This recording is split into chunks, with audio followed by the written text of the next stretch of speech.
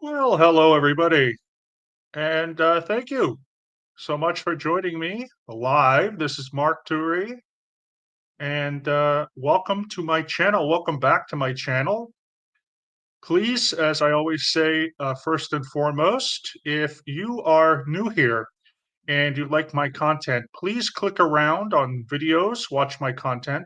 And then if you feel that I am giving you a good product here, please don't forget to subscribe to my channel. I am close to 1,200 subscribers, which I think is really amazing since I've really only been doing this since about August of last year. It's only about 7 months now, going on 8 months soon.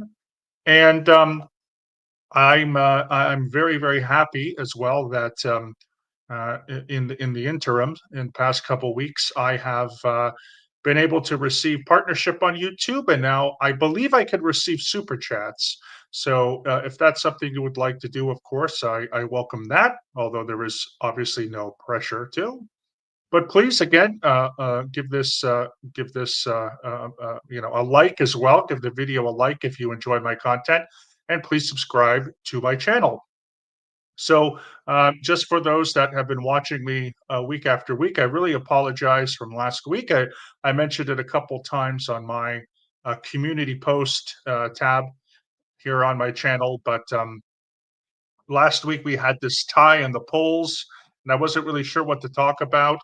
And eventually, I just decided to postpone the stream. So, in the next coming weeks, I'm going to try to put together some other order of things where I could sort of figure out what we're doing beforehand and make the thumbnail and all this kind of thing.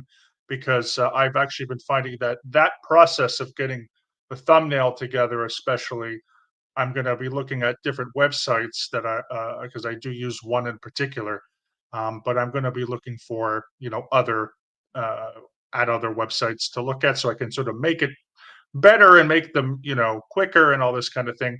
But it does take some time, and so I yeah, unfortunately had to miss last week. So I do apologize for that. I just really again want to say that again I'm working towards doing a new type of process here. But today I have a topic, and then next week we already have a topic. So that's covered. So I will be doing the streams which are covered this week and next week. And then 2 weeks from now, I am going to be presenting a PowerPoint, which I know y'all like. And it's going to be another one based on pop culture because another thing that's really great is that my Twilight Zone one that we did a few months back has almost 10,000 views, which is like really absurd for me.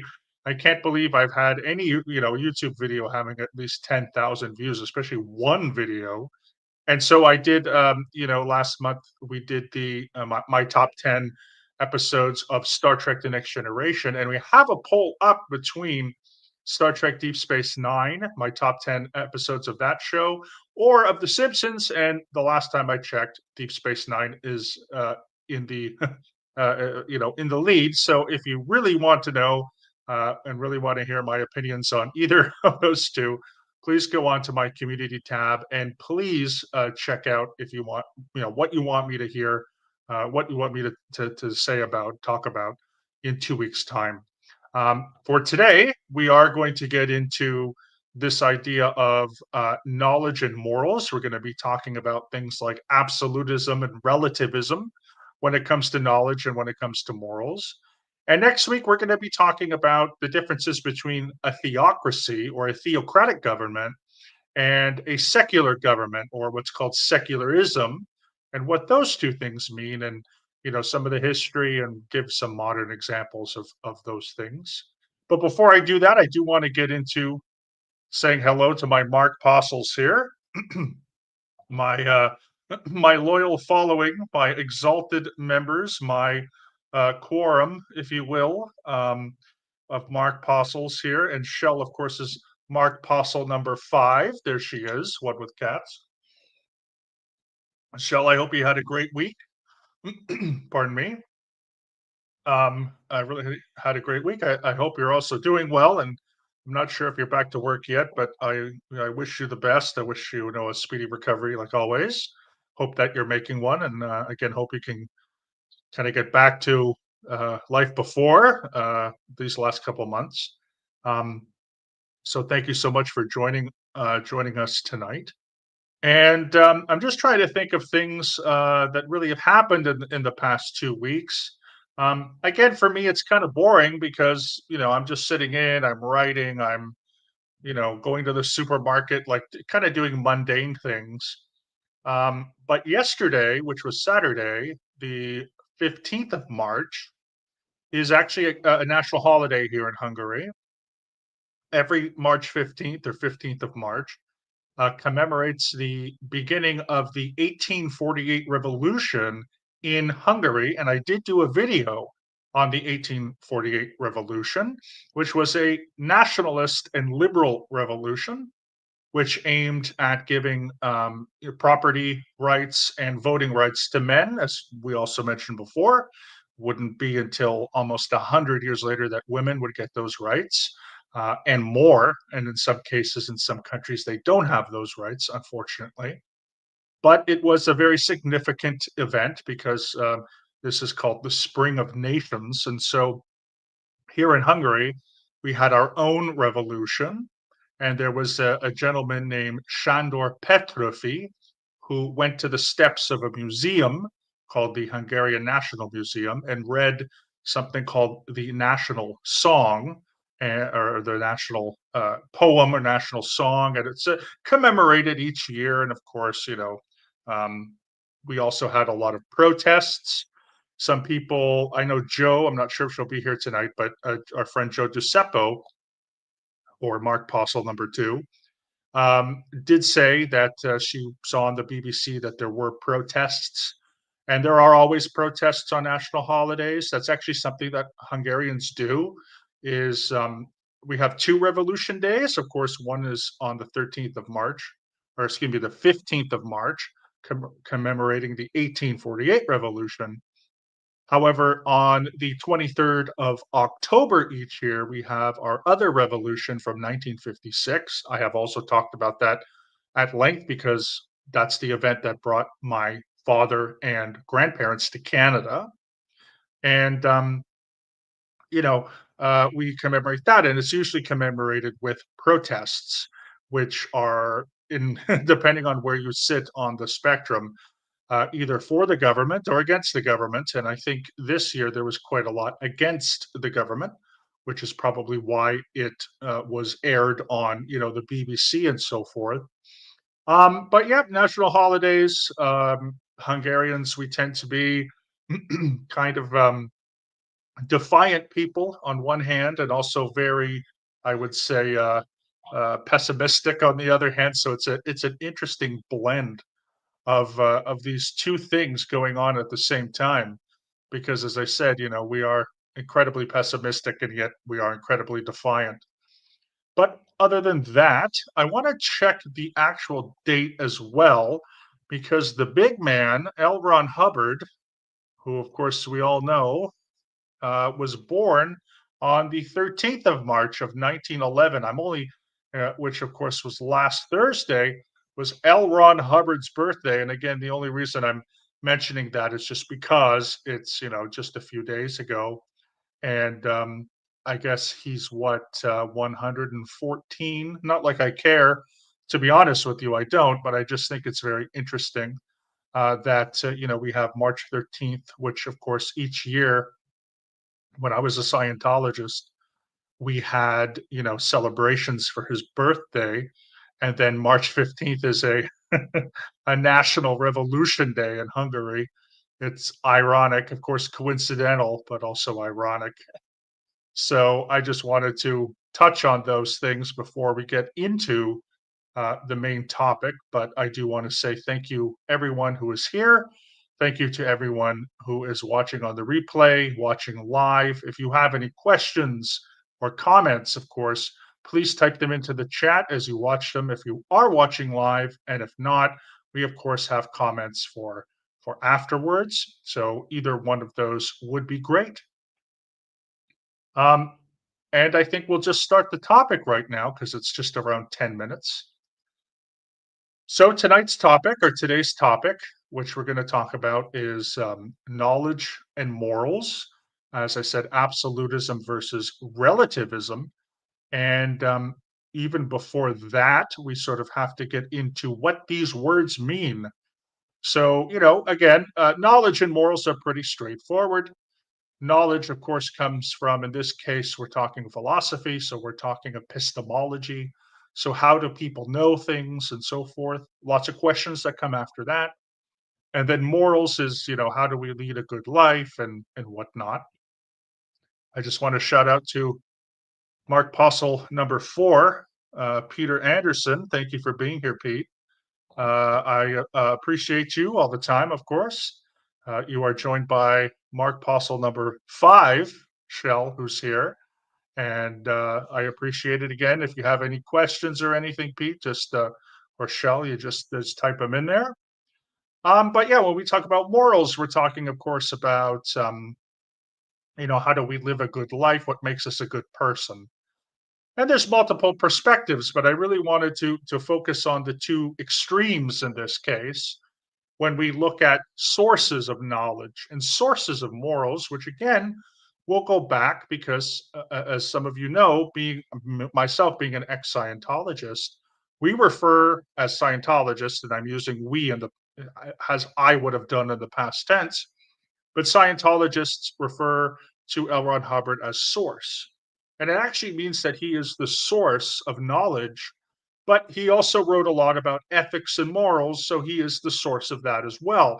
Of course, the obvious is don't actually look behind the curtain or peel back the onion too much because, you know, L. Ron Hubbard, in my opinion, was anything but a moral person as a cult leader and a narcissist and so forth. But that's what, you know, the doctrine of the Church of Scientology says, and that's what I believed for the 3 years that I was involved. And so we're going to look at absolutism, and we're going to look at relativism in both of these cases. And some of this is, pretty self-explanatory, but I did want to kind of get into that first. So the first one we're going to start with is again is going back to knowledge. And when we talk about knowledge, we're also talking about the philosophy of epistemology, which is one of my favorite subjects. It's one of the four major branches of philosophy, along with metaphysics, morals or ethics, and then also aesthetics. But we're going to focus on knowledge and morals today. And so, where does knowledge come from? And this is nothing that I can give a definitive answer on. But a lot of people know things, in my opinion at least, through both an objective and a subjective kind of manner, and that they both are important. So when we talk about knowing things objectively, that usually goes back to the idea that, there is some kind of objective reality in which we can interpret with our senses. We can see things that are real. For example, a lot of people will say, like, colors, for example, colors are objective. So I'm wearing a blue shirt, my eyes are blue, my skin is white, etc. Behind me, the walls are white, etc. And so that's kind of a more of an objective, not absolutist. I'll get into that in a moment, but more of an objective idea that, A equals A, which is actually common from a thinker called Ayn Rand, who I don't like. However, she called herself an objectivist, and she would say A is A. So that's kind of a very, whatever, objectivist point of view. But when it comes to objective knowledge, a lot of people who believe in science or the philosophy of science, and in the extreme could be scientism, which we've also talked about on this channel, may say that we only know things because of science. And then we get into the fact that there's only one source of knowledge. So then that bleeds into our absolutism. On the other hand, we could talk about knowledge as being completely subjective, radically subjective or partly subjective, which essentially just means my emotions, our flavors, our tastes, our experiences, how we perceive things. People will say, for example, I think, therefore I am, or I am, therefore I think. That's Descartes and so forth. And I find this to be very interesting because I find a lot of things that really make people human are subjective things. I would put religion, spirituality into the subjective category, although many of them have tried to become objective and make objective claims, which I think is missing the point, you know, such as the earth being 6,000 years old or whatever. That to me is just wrong because it is not objective, and that's okay. When we sit down in a place of worship or we have a conversation with, someone who's a clergy person, we may have a connection to something, a culture or something, or in my case, I'm part of a religious ethnicity, and there's certain feelings and flavors and tastes and things that help us connect to our history and our roots. And those things are not objective because they're not 100% the case for everyone. And so, we get into the subjectivity or subjectivism. And, when it comes to knowledge, there are lots of people who will say that the empirical, you know, strictly scientific and materialistic is too cold, um, and it doesn't really bring anything to humanity, that things like art and meditation and music and the experience and conversation and debate and education and learning, that these are all really what make us human. And we have to come to the conclusion that because they're all different, we have to sort of respect those differences, and we cannot be as absolutist or objective in our views, that we have to give way to feelings and so forth. On the other hand, people who tend to be more objectivist or absolutist will say that those people are naive, they're just hippies or whatnot, and they don't really know what they're talking about. They're not living in reality. You find that a lot. I live in reality. You don't live in reality. I find people who say that you should turn the other way and run, unless, of course, they're trying to help you um, in some kind of mental health way, because of course there are people who, due to whatever um, biological or social or whatever experiential thing that has gone on in their heads, some people do hear things and see things that aren't there. So we obviously have to take everything with a grain of salt. But really, that's the idea. So, that's knowledge. Now, when we get to morals, I do find this to be just as fascinating as knowledge, right? Knowledge can be taken from what we see, and it can be taken from what we feel. Morals is a little bit different. There are people who believe that there is an objective morality, and that there are certain things that certain cultures have proposed that are absolutely bad all the time, such as murder is bad, that it's unethical to murder, right? You're essentially taking a life of someone who's innocent. I'm not going to argue against that, of course. Our society, our laws, our foundations, the conduct of who we are, is definitely something that mm, maybe not proves this, but at least believes in it. However, you'll always get that person that says, "Well, what about in times of war?"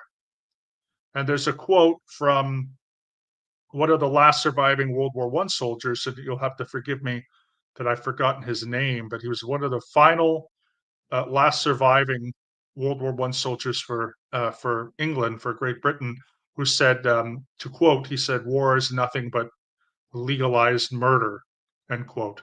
And that's obviously a conundrum because what happens when you go to war? You're not killing people, of course you are. Anyway, so there's people who will say, well, there is an objective morality, so then that makes every murder wrong all the time. And then you have people say, what if this situation, what if that situation, and so forth. And we can debate that until the cows come home. I've done that in, taking philosophy classes. I enjoy it. Some people don't, but that's okay. But an objectivist would really just say, you know, something is bad because it's bad. When we get into the subjective quality of our morals, we start to think about, maybe the only reason why we think certain things are moral or ethical is because of the society in which we live. Maybe it's only because of the education system that has taught us what is moral, what is immoral, parenting, religion, our economies and economic structures, and so on. It's mainly based on sort of social principles rather than anything objective. And it also could be that we as individuals have our own moral compass, which would then be subjective, meaning it is mostly created by, our experiences in life and our feelings, our relationships, our past and our present. And again, what have we learned? What about our education and so forth? And so these are big, big questions, right? And these are questions that obviously have been asked for a very long time. Aristotle wrote about ethics. Aristotle lived thousands of years ago, so certainly I don't think that anyone has closed the book on on these things. But when we get into the next part of that is we look at, absolutism versus relativism. And I mentioned this briefly before. Absolutism is really the belief that there not only is there an absolute source of knowledge and morality, but there generally used to be is, or I should say, is just kind of one source. So there's one source of knowledge, and there's like one source for our morals. When we talk about religious fundamentalists, for example, Christian, Jewish, Hindu, Buddhist, Islamic, etc., we're talking about people who would generally believe that their sacred text or texts, so the Bible, the Quran, the Torah, um, etc., the Bhagavad Gita, the Dharmapada, and others. And again, uh, maybe with Buddhism and Hinduism, there's a lot of texts. So it's hard to know exactly which one necessarily, but they would say that those books are the source, right? As I mentioned before with L. Ron Hubbard. L. Ron Hubbard is the source in Scientology. And this is absolutism because there is no other source. So if L. Ron Hubbard says something or has written something, it is true because he is the source of knowledge and he is the source of morality. Again, don't don't throw back the curtain and watch the Oz or whatever the mayor of Oz back there. That doesn't matter. What matters is that he wrote something down because it worked, and when it worked, it was true, and therefore he is true. Again, another religious sense is this could be, well, the Bible says so. The Bible is the source of our knowledge. The Bible is the source of our history. Young Earth creationists, I would say, misinterpret the Bible and believe that because there's nothing in the Bible that goes back hundreds of thousands of tens of thousands of years, that the world is somehow only 6,000 years old because it's in the Bible. Ancient Sumeria is 7,000 years old. Human language is 12,000 years old. Homo sapiens are 200,000 years old. We encountered the Neanderthals at least 50 to 100,000 years ago. Someone can check me on that, but that doesn't matter. The fossils don't matter, etc., because the one source, the absolute source, the Word of God, which can be interpreted different ways, says X, Y, and Z, and therefore that is the one source. When we move into the realm of the opposite, not necessarily religion, but and not necessarily science, because I would say this is religionism and scientism is different from religion and science. So religionism is sort of like this absolutist ideology where religion is the only source, and scientism becomes a non-religious or secular dogma, okay, that science is the only source of knowledge, that we cannot know anything unless it comes from science. So when science and the scientific method, quote unquote, here become the only source of our knowledge and our morals, I believe, as I've mentioned earlier, that we go beyond what science can do because science has limitations and this mutates it towards scientism. So you will find a lot of people, and I have especially over the past, let's say, 20 years in pop culture, on the internet mostly, who will claim that unless science proves something is true, we cannot know it will be true. And science will be the only source that will tell us when things are true, because science will eventually prove whether or not everything is true or not, including metaphysical questions. So when it comes to questions of God and so forth, religious and spiritual questions, science will eventually discover the answer. Again, I want to give that as a counter argument because what I learned when taking a science class as an undergrad back in 2000, I believe it was 17, 18, written in my textbooks was that science does not do that. Science is not the only source of knowledge, and it explicitly said that science does not tell us how to be moral. It doesn't tell us how to vote, and it can't tell us how to be a good person. Science is a tool that we use. It's an investigative tool, and it tells us about the natural world. When we go over those things and we get into metaphysics, we are getting into a different subject again to scientism. So, when we talk about morals, as I said, the same thing. There are people like Michael Shermer, Sam Harris, and the crowd of new atheists who will say that not only is science the absolute source of knowledge, but science is the absolute source of morals. But they don't really say what science. Is it biology? Is it chemistry? Is it neurobiology? Is it sociobiology? Is it, astrophysics? Like, what is the actual source? And they'll just say, well, it's the source, it's the scientific method. And this is when we get into absolutism, because in their minds, they are convinced that there is absolutely one source of knowledge and morals, and it's their interpretation of science, which, as I said, at least many people would say is scientism. They, of course, disagree, and that's okay as well. It's also okay for anyone out here who's on the live or who's watching this, after the fact to disagree. That's why we're here. Now, on the other side of the coin, and I have a coin right here, just coincidentally, on the other side of this coin, um, as I was fidgeting around, I found this coin. So on the other side of this, we get the idea of relativism, and very similar to subjectivism, although more intense, is the idea that there really is no such thing as truth. There really isn't anything objective or absolute. Um, I'll get into so I always like to do. I will get into a third option um, in a moment, and I'll get into other options in a moment. But essentially, the idea is that we just can't know what is true, and that human beings operate mostly on our feelings and our experiences. And so relativism in knowledge is this idea that, again, there is no single source to know something.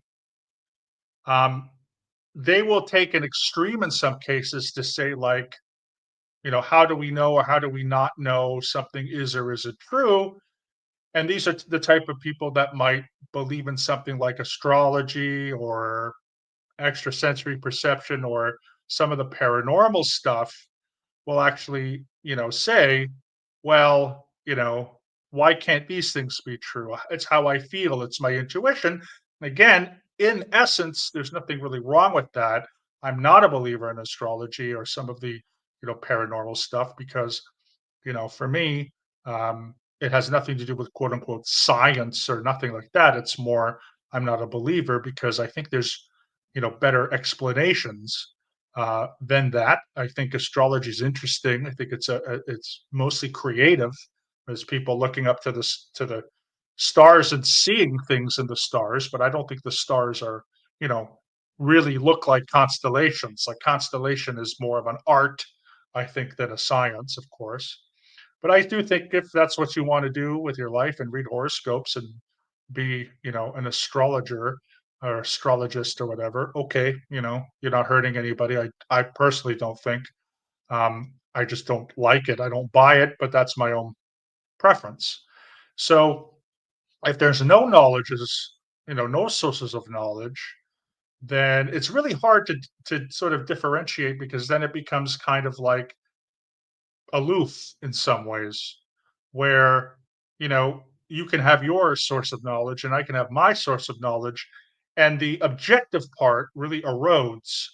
So many very extreme relativists will look at that objective kind of thing and say, like, really, your shirt is not blue, it's only blue because you interpret it that way because someone in the past looked at blue and pointed and said, "That's blue." Now, of course, every language has a word for blue, and they're all different. It's blau in German, it's azul in Spanish, it's kék in Hungarian, uh, it's bleu, I think it's bleu or something like that, or bleu in French, and so on and so on.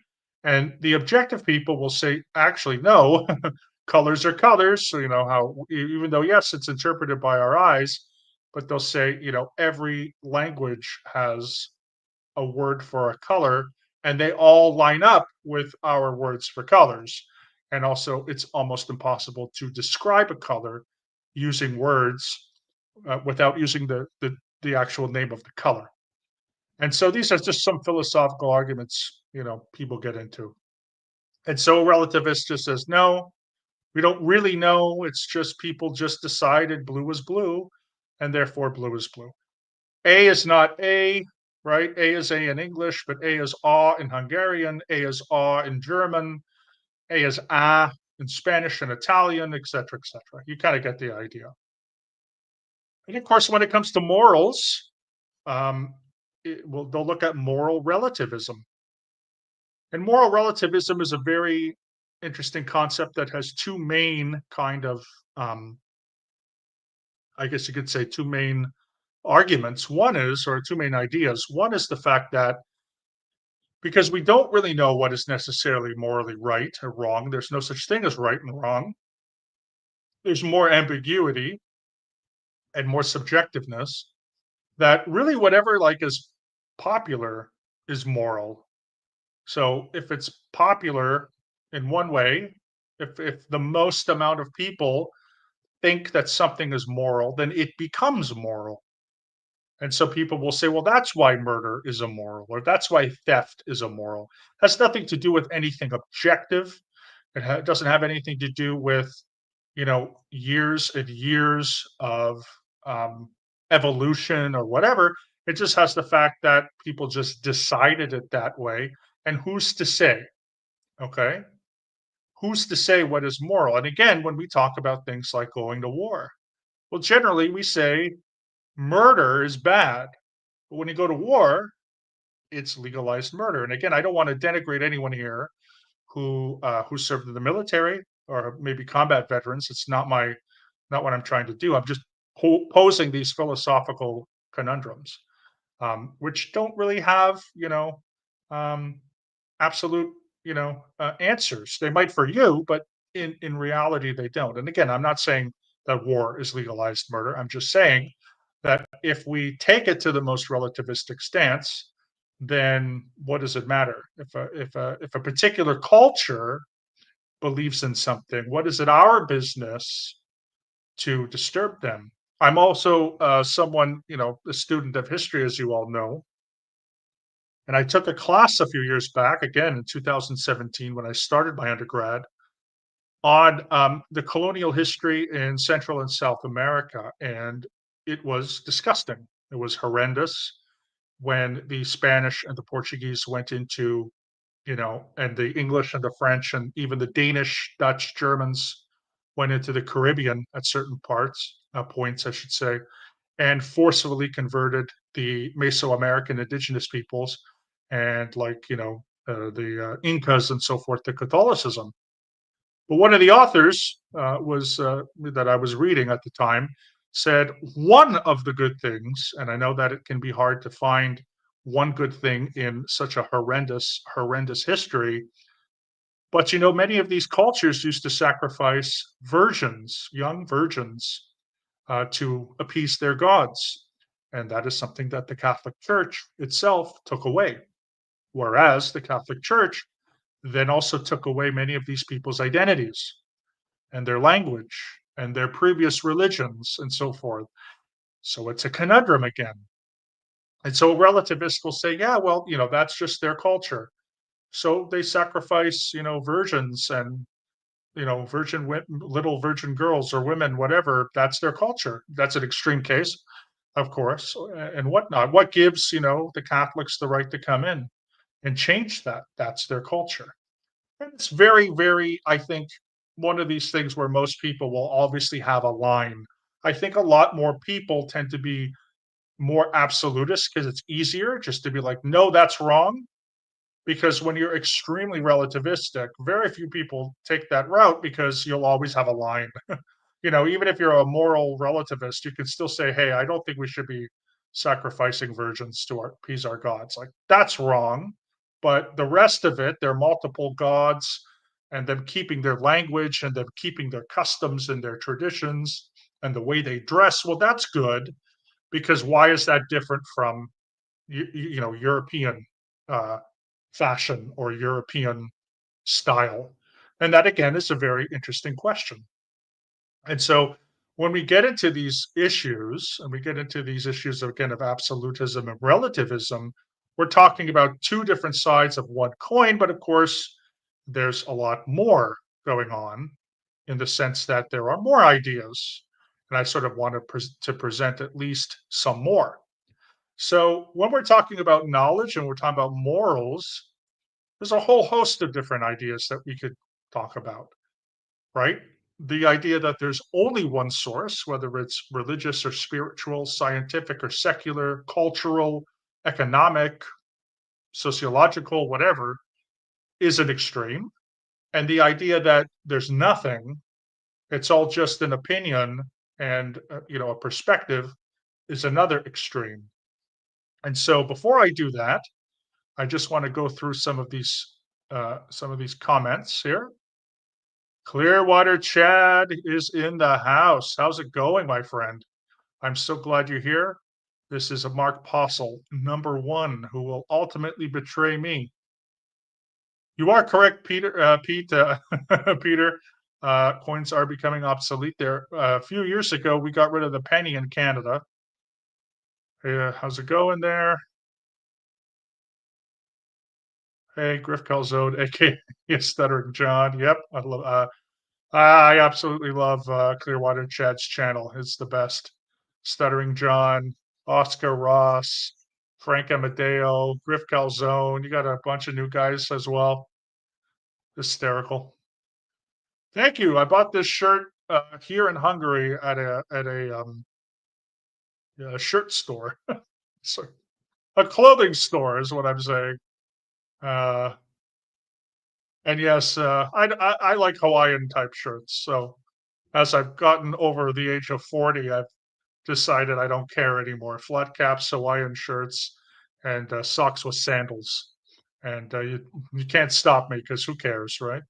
Um, but I just wanted to introduce the idea of what's called pluralism, which, as I've talked about this before, which can be kind of a bit of a douchey thing to say, pretentious kind of ism, but um, there is, a third option. There's a fourth and a fifth option. There's all different types, which I will discuss more of, in a moment. But I sort of really like the idea of pluralism, at least to start, maybe not to finish, but at least to start. So when we go to pluralism when it comes to knowledge. We're talking about epistemological pluralism. Again, more big words that really, are kind of what they call verbal diarrhea, but at the same time, they mean something, and I think they are interesting. So, an epistemological pluralist would say that it is possible to hold two positions that contradict themselves, because two things can be true at the same time. And so even contradictory information can be true, because each of these sources have truth within them. So it's the idea that truth can exist. Therefore, it sides with absolutism in one sense, but it believes that there's many sources of the truth, which again it sides with relativism in another sense, because relativism will say there's no one source, there's just many different sources, and all of those sources are equal, none of those sources supersede. So like I said, you put up astrology with astronomy, a relative would say, well, what's the difference, right? And absolutist says, no, one of those things is true. As I said, I don't have a lot of love for astrology, but let's just say, well, what is true about it? It's a creative art, in my opinion. It's something that human imagination created, and some people think that there's value in it. Okay, I think astrophysics and astronomy have better answers, but fine, So that's the idea, and I know a lot of people, to give you counter arguments, will say that you can't have contradictory information. You can't have two things at once, because, of course, it is a contradiction. And if you contradict yourself, you kind of lose credibility. But I like to go beyond those perspectives, those, A, B, C, or A and B perspectives, black and white perspectives. And I just kind of like to look a little bit further when we investigate ideas and break them down, which you have all sort of seen as well. Uh, Power lines to paralyze. How are you? It's good of you to be here. Thank you so much. And again, that's the idea. So the truth exists. There's more than one source. What is true about all the different schools of epistemology and so forth? And then what's the actual evidence? What are the good arguments? And we go with that. And of course, two things can be true at the same time. When it comes to moral pluralism is relatively similar. It means that human beings and societies and so forth, one moment,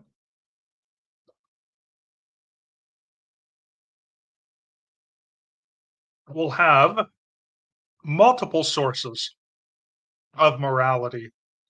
So it's not one source, right? Like the Bible, or evolutionary psychology, or a sacred text, or the teachings of someone, or whatever, a person of high regard, or whatever. But it's not all relative, right? It's somewhere not just in the middle, but it's looking at all the different sources. So when we look at morality, for example, I mentioned before, we have our own personal experience, which is personal to us, our personal experiences. A relativist would agree that our personal experiences guide our morality. An absolutist would say, no, unless you're what's called a moral individualist, then you believe that okay, and that the only source of morals is your experience. But again, it's an absolutist position. Whereas a pluralist says, okay, well, we've got ourselves, our experiences, we have our families, our background, our culture, our ethnicity, our language, our religion. I might have said our society before. Um, what what what is the political structure of the country that we live in? What was the economic system? Again, what's the education system? So we look at multiple sources and we think, well, if I believe that murder is bad, it came from a multiple amount of sources. It didn't just come from the Ten Commandments. And it isn't just some wishy-washy thing that in one society murder is bad because murder is defined as X, but another society says, well, no, society and murder define it as Y, and therefore it's different. We would look and say that there are simply multiple sources and that it's okay if they contradict each other.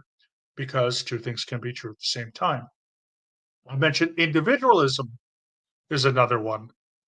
When it comes to individual knowledge, that is something that some people believe in, which is individualism. This, goes to you as a person. So, an epistemological individualist, again, more moral diarrhea, but they would say that you only really know what you could observe.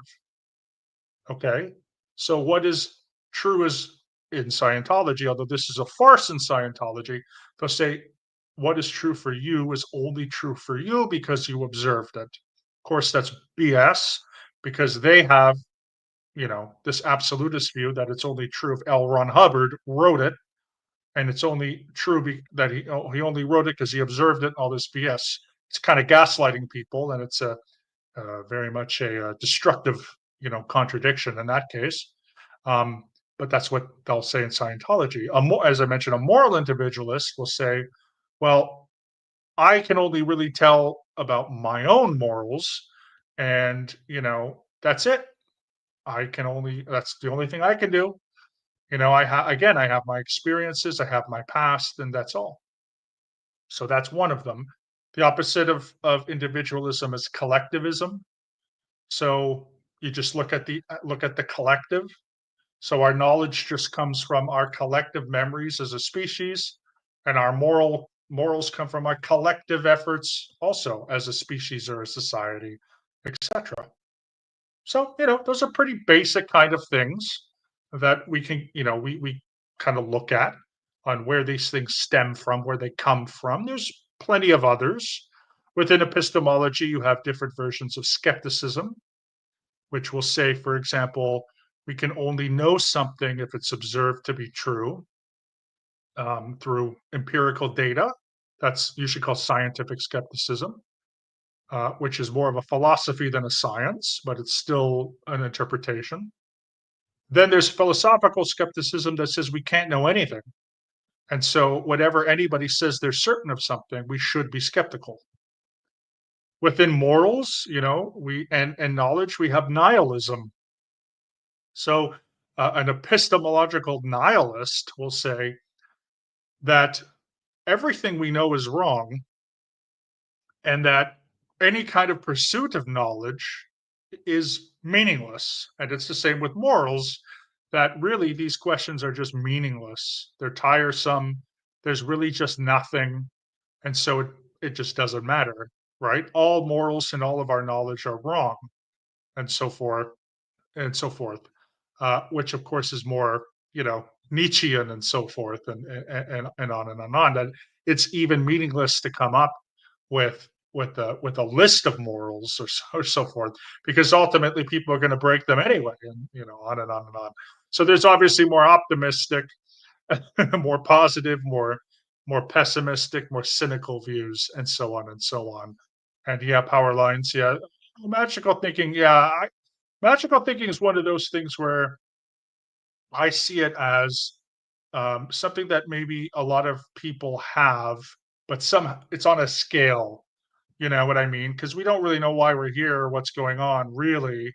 So, it can be applied to a lot of different things. But one of the things for me that um, I always try to sort of, I guess you could say, warn against is like at the end of the day, you know, if you're really sick, you should go see a doctor. You know what I mean? Like in Scientology, we had that kind of magical thinking on health related things, the sort of mind over matter, which I think could be helpful, but like not when you're really, really sick. Do you know what I mean? Like, go see a doctor. It's not just your mind. You have a body as well. Maybe you have a thetan or a soul. Who knows? That's metaphysical. But you got to take care of it. So you can't just necessarily pray. If you want to pray, which you should be able to do, that's your freedom to do so. But if you're sick, go to the doctor, get yourself checked out, and then at the same time, if you want to pray, do that too. And if you don't want to, you don't want to, right? So there's definitely a spectrum of magical thinking that I think can be, very, very much both destructive and so forth. But yes, power lines. You're absolutely correct. And apologize if I went a little bit, a little bit after, and took what you said and maybe I misinterpreted, but I apologize for that. But you're right. True for you is true for you. Yeah, it's really, let's just say that is true, right? Well, that's 100% subjective, but that's not what they mean in Scientology. And in some cases, we do have lowercase t truth. Like we can have truth. You know, we can read the same book, and you can hate the book. I can like the book, and both of that can be true. It could be true that I like the book. It could be true that you hate the book or whatever. Um, but that's different, right? And in Scientology, it's definitely abusive, and that's of course why we should be against it because it is an abusive way to sort of muddle around their destructiveness. Hey there, Tony. Tony, is it Haben? Tony Haben. Good to see you. Nice to meet you. Please forgive me if this is the first time you've been on, but I do appreciate you being on because and yeah, catch up on the replay. Absolutely, as I said, I'm live every Sunday, unless, of course, like last week, which I apologized right at the beginning, just to say that uh, one of the reasons I wasn't live last Sunday, we had a tie on a poll, but I'm gonna sort of make things what do you want to say? Going to make things better so that doesn't happen again. And because I'm new, I'm still working out kinks on scheduling and all these things. So just bear with me on some of those things. But I do appreciate it. Oh, okay, there you go. Okay, perfect. Well, then we do. You've been on here before, and I very very much appreciate it. And yeah, absolutely. If you're on replay again, you have any questions, any comments, or whatever, you can definitely always do that in the comments. I will say for those who come here and like my content, please like the video. If you haven't subscribed, of course, please subscribe. And then I'm always posting at least a few times a week, especially for updates on my community tab, which I think is now just called posts. So if you go to my page, you click posts, you can see all my live videos. But if you click post, I'm always trying to update on there. And then if for any reason I postpone um, something, it either will be on that post tab or sometimes it will be on the actual video itself in live. You just go into the description, and if you click like see more, I might say this video is postponed till another week. Anyway, just you know, um, my own things, some little logistic stuff that I've got to kind of handle. And as I mentioned, we talked today again about the origins of our morals and so forth. Next week, we're going to talk about theocracy versus secularism in terms of things like government and politics. What is a theocratic government, a theocratic state? How does that differ from secular states and secularism? A lot of that, again, is kind of self explanatory, but I want to give examples of certain countries and nations, past and present, that have had that. So we're gonna do a little bit of political philosophy, of course, but also a little history as well, which is something I like doing because I'm a historian. This one is mostly philosophy based tonight, but I also have a ton of other stuff on my um, on my channel that we deal with all kinds of topics. And the week after that, so in 2 weeks from now, so we're doing theocracy and secularism on the 23rd. On the 30th, I what I do is I'm reserving now to do PowerPoint presentations during on the final Sunday, so the fourth Sunday or fifth in this case. March has, I think this March we had 5 weeks, but on the last week of each month, I'll be doing a PowerPoint presentation, and I've been doing them on more pop culture topics. I have one on my top 10 favorite Twilight Zone episodes, which has almost 10,000 views. I did one last month on my top 10 favorite episodes of Star Trek: The Next Generation, and I have a poll, and it's between Deep Space Nine, which is I love, and The Simpsons, and I'll talk about my top 10. So usually for that one, depending on who's winning, I'll probably let you know next week when I'll end the poll, so to speak, because I got to make the I got to make the thumbnail sometime, and usually it's a couple hours before we go live. But right now, from the last time I saw it, Deep Space Nine is up in the lead, which means I'll give The Simpsons in April. I know some people like Peter was saying with Nancy Cartwright, being the voice of Bart Simpson, Ralph Wiggum. I think she's the voice of Rod and Todd Flanders, Kearney, I think as well, and Dolph and some of those guys, and Jimbo or something. So she's the voice of several. Maggie, she does as well. So obviously the voice of several characters on The Simpsons. But for me, yeah, she's a Scientologist. She's donated tens of millions. I think she donated at one time a couple of years ago. She donated $25 million to the International Association of Scientologists. But there's a lot of really like a lot of people work on The Simpsons. I don't I don't like the fact that Nancy Cartwright is doing these things. A big show, a lot of crew. It's been around for a long time, and I think I speak for a lot of people who are like my age, who grew up in the '90s, or at least maybe were in college or whatever in the '90s. You might have been born in the '80s or the '70s or whatever. The Simpsons, especially those first like 10 years, is some of the best television uh, ever, some of the best writing for television ever, some of the best comedy ever, and then the fact that it's an animated show, it's certainly the best, I think, ever, and it's still going on. I think they're in what, like, season 35 or 6 now. I watch it still on Disney Plus, and, some episodes are better than others, but they've done some really interesting things the past couple of years with different styles of animation and so forth. And I've pretty much watched every episode. However, I will tell you, my favorite episodes are going to be mostly from the '90s and like very, very, very early 2000s. Just a spoiler alert. um, yeah, Simpsons teach morals. Eat my shorts. I don't have a cow, man. Eat my shorts. When I was a kid, you say eat my shorts and don't have a cow. My parents would go freaking crazy. Now, oh my god, right? The Simpsons Seymour Butts calls for Seymour Butts. Yeah, that was the episode where Bart gets detention and he's got the balloon. Seymour. Oh gosh.